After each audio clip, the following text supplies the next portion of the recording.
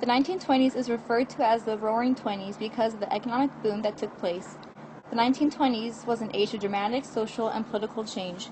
For the first time, more Americans lived in cities than on farms, the nation's total wealth doubled, and the economic growth swept many Americans into an affluent but unfamiliar consumer society. During the 1920s, the KKK had a huge resurgence in population. With the passing of the 18th Amendment, prohibition also became rampant due to the illegalization of sale, buying, and consumption of alcohol. This led to the formation of speakeasies, which were houses where this illegal activity could occur. Mafia violence also became rampant due to this.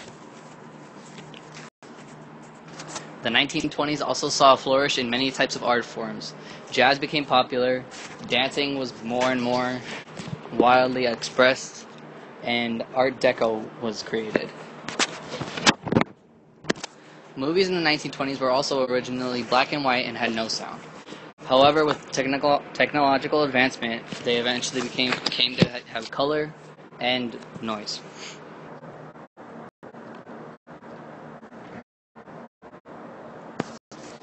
The characteristics of the 1920s included the three presidents of the era, foreign policies, and the immigration restrictions.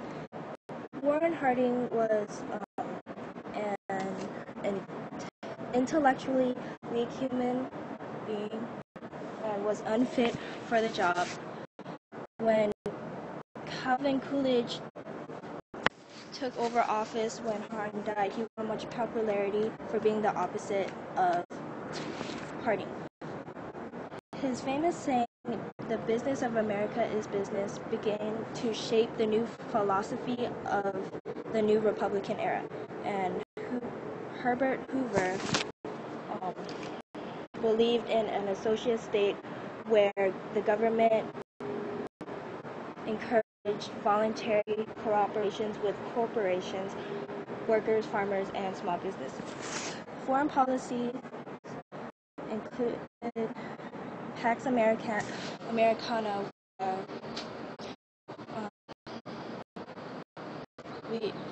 The United States didn't need military power but mutual respect. And economic wealth could help create a new and prosperous international system free of rivals. The Immigration Restriction Act limited the annual immigrations to 357,000 and limited annual immigration for European countries to 3% of the 1910 census. The Johnson-Reed Immigration Act of 1924 limited the yearly immigrations to 164,000 and the annual immigration to 2% of the 1910 census. Immigration restriction law became permanent feature of national policies.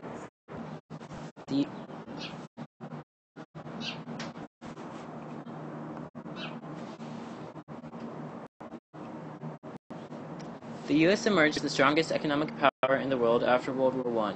European governments owed the U.S. government about $10 billion in 1919. Because of the Treaty of Versailles, Germany owed $33 billion. In the 1920s, the Republican Party dominated politics. They wanted a new and closer relationship between the federal government and American businesses. This became their hallmark for Republican Party policy for domestic and foreign affairs.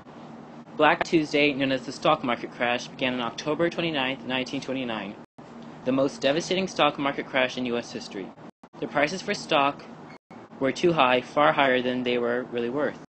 Many people bought merchandise on credit with the slogan, "Buy now, pay later." Many accumulated so much debt they couldn't pay it back. Countries trying to pay back debt after rebuilding their countries after World War I suffered massive debt.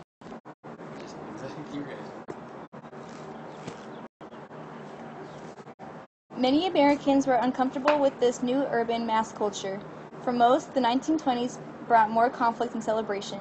The Roaring Twenties brought America both good and bad changes economically, politically, and socially. With the stock market crash in 1929, it marks the end of the 1920s. America is going to have to fight its way out of Great Depression and face the future obstacles.